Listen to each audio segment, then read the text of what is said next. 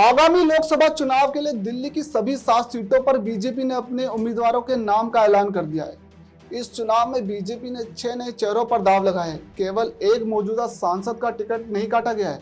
ये सांसद कोई और नहीं बल्कि भोजपुरी सिनेमा के सुपरस्टार और गायक मनोज तिवारी हैं। बीजेपी ने मनोज तिवारी पर तीसरी बार भरोसा जताया है। ऐसे में सवाल उठता है कि बीजेपी ने दिल्ली में अपने सभी सांसदों का टिकट काटकर केवल अकेले मनोज तिवारी को ही अपना प्रत्याशी क्यों बनाया है।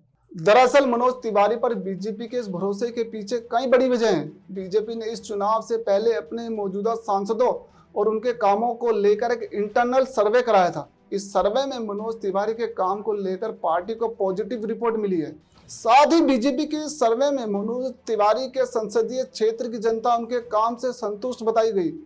इसी के आधार पर पार्टी ने उन पर एक बार फिर से भरोसा दिखाया है। मनोज तिवारी पर बीजेपी के इस विश्वास की दूसरी बड़ी वजह पिछले 2 लोकसभा चुनाव में उनकी बैक टू बैक जीत है।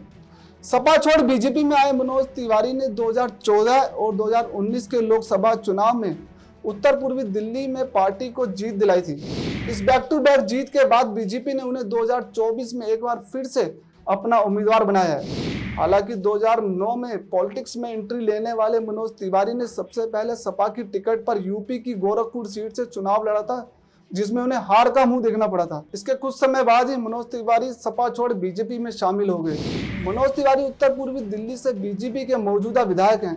इस लोकसभा सीट के तहत 10 विधानसभा क्षेत्र हैं।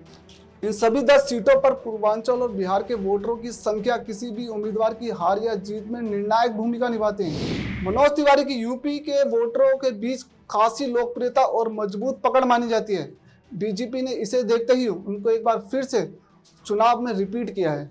देश दुनिया की तमाम खबरों के लिए देखते रहिए खबर फास्ट। नमस्कार।